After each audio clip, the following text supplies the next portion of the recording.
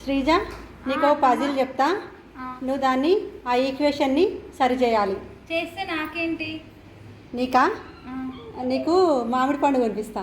Wow, సరే. 5 - 9 = 8. దీంట్లో ఒక పుల్ల మాత్రమే చేంజ్ చేసి ఆ ఈక్వేషన్ సరి చేయాలి. Time start.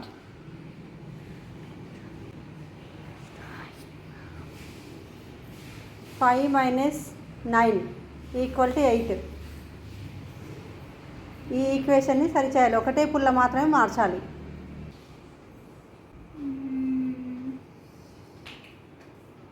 అయిపోతుంది టైం. రావట్లే అత్తమ్మా. నేను చేసి చూపించనా? ఓకే. 5 - 9 = 8 కదా. ఇప్పుడు ఈక్వేషన్ సరి కావాలంటే 9 - 9 = 0 వచ్చిందా?